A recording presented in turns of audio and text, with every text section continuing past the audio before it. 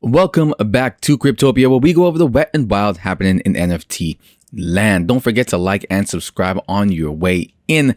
Today, we're going to go over some articles. Yes, I haven't been able to go over in depth into any projects lately because I've been kind of working on something else.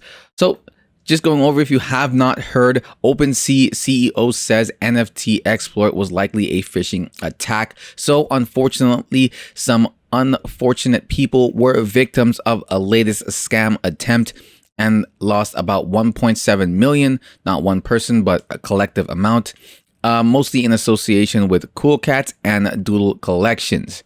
So if we go over to the Twitter here, the latest from OpenSea is our leadership, engineering, and security teams are communicating with affected users to gather details. We continue to believe that this was a phishing attack that originated outside of OpenSea.io.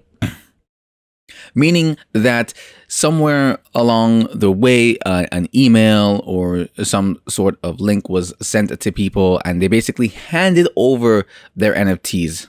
Essentially, I guess they probably got an email and it said, hey, we're the official OpenSea, blah, blah, blah, and you got to move your stuff to, et cetera, et cetera. And some people unfortunately did, but they ended up kind of just moving it directly into that person's wallet. I think at the time it's like about 1.641 ETH. Worth over $1.7 million. So that's unfortunate. OpenSea is working with people. Hopefully they can also help the people who were victims of this. They should be able to find who those victims were through their wallet transfers and maybe hopefully help them out. Compensate them in some way would be nice.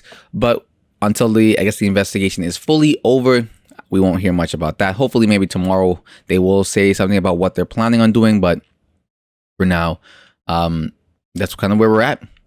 Moving into the gaming news, Final Fantasy 14 won't, I repeat, won't have NFTs. It's getting a graphical update. They just threw that part in there. I don't know why.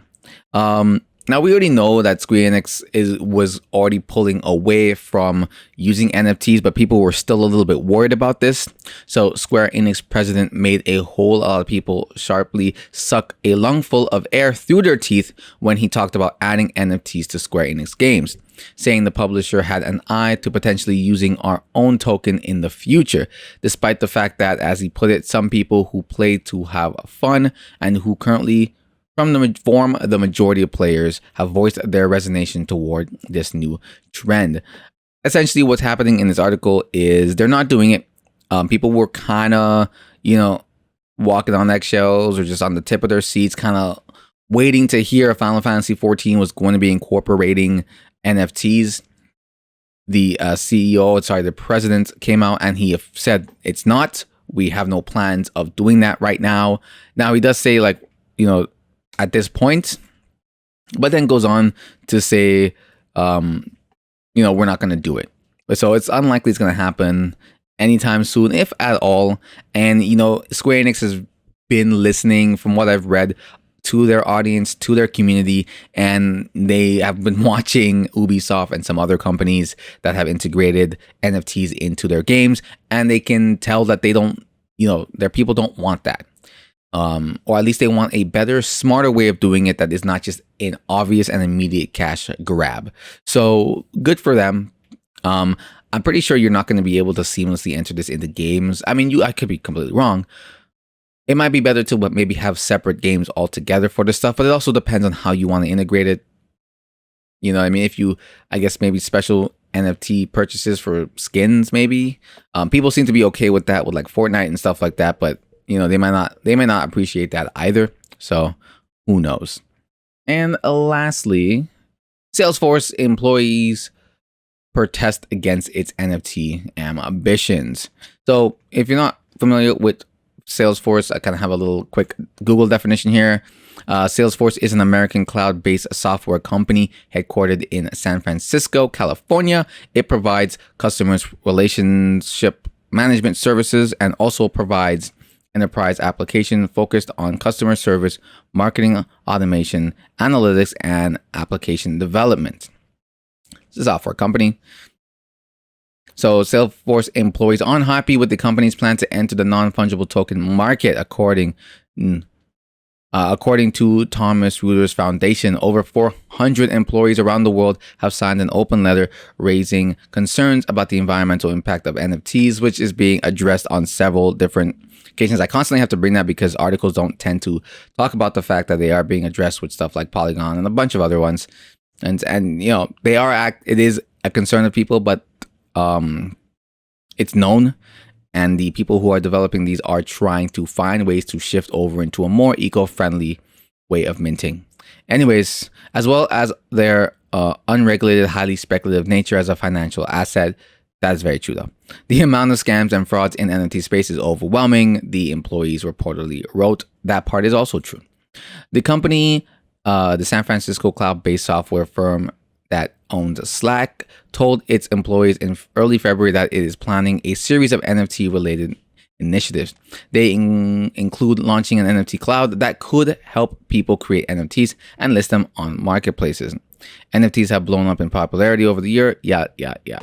That said, NFTs remain controversial for several reasons, including their environmental impact. It takes a lot of energy. We know this. I mean, to me, I don't really understand the big deal that Salesforce has behind it. I guess maybe they're looking out for their customers, but like the employees are looking out for their customers and thinking that it's, you know, it's not a good idea. It might, you know, come with a lot of backlash, a lot of scams and phishing attempts. I mean, even some of the greatest places are kind of getting hit, though that's not necessarily OpenSea's fault. But I can understand where maybe if these people, if that's what their idea is, they're sort of leaning toward, well, do we really need this? Like, how is this going to really help our customers when we are at kind of a position where it is unregulated and a lot of people are making a lot of money? But I guarantee you there's a lot of people not talking about the fact that a lot of people have lost a ton of money. Every now and again, you get the 1.7 million, but those are like the big scams. And that's when it hits a big market or a big NFT project. So people are like, they take notice. But I'm sure there are tiny little, you know, moments here and there of people, you know, buying NFTs and it just kind of, and the floor just kind of falling down, right? And nobody really getting anything at the end of it. You get to have the NFT, which is nice, but how much did it cost you to get it? Like $1,000 to get the NFT, and now it's worth like $30.